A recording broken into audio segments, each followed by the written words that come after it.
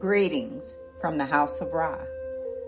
In the previous clip, we explored the necessity for the Sangha, spiritual community, and the Kula process, which requires one to engage in self-observation and deep reflection, considerations.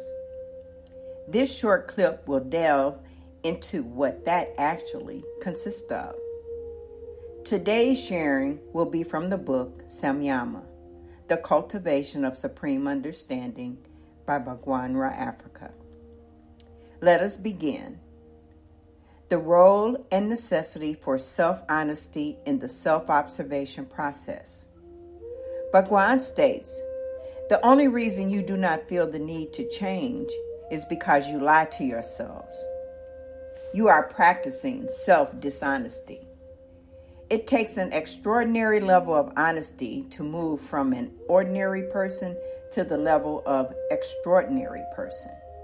To do this, you must stop lying to yourself.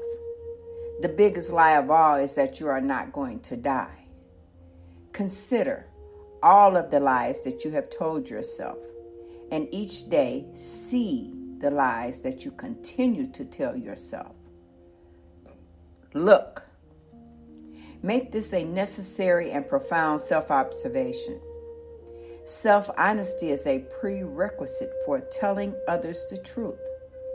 You must first tell yourself the truth. See things, yourself, as things, starting with you, really are. We cannot even get to the level of telling each other the truth until and unless we first are honest with ourselves. The very foundation of intimacy is in direct proportion to the extent to which we communicate with one another truthfully. It is about accuracy.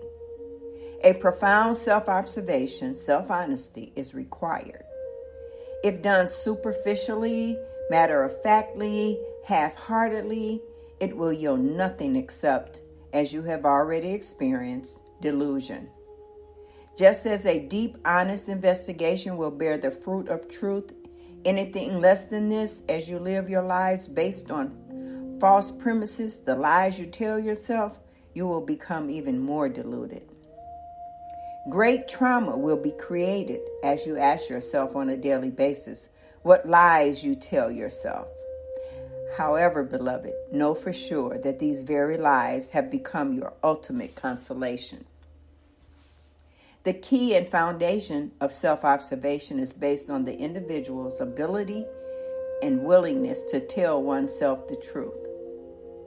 Consider without shame or fear all of the lies that you tell yourself relative to the extent of your enslavement to the 5 negative perversions of mind: anger, lust, greed, attachment, and vanity. A Sangha, Kula, should be a community, group of practitioners who come together to do satsang and sadhana on the basis of their own personal insight and profound understanding of its value and role in the process of spiritual transformation, and for no other reason. The unwillingness to love, please God and Guru is the fundamental and underlying cause of every failure and breakdown in spiritual life and practice. What is the way you used to be that you are still clinging to? Here are some personal considerations. What form of old accustomed behavior and egoic activities are you still clinging to, attached to, for the sake of some level of comfort, which are counterproductive to and undermine your right practice of the Dharma? What people, places, things, relationships, or forms of self-indulgence hinder you the most? What are your greatest attachments? If you let them go, would you still be able to live? In what way would letting them go immediately enhance your spiritual practice? Are you capable and willing to let them go for the sake of God and self-realization? And if not, why not?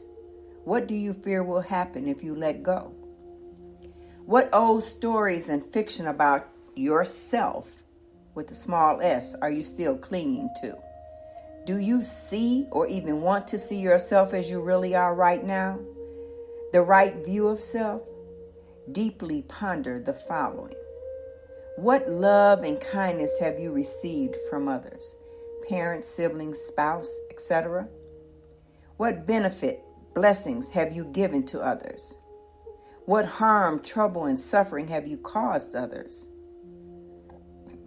Without maintaining an intense and sustained desire for spiritual development, even in the midst of your worldly relationships, you will not and cannot follow the path in spite of your good intentions.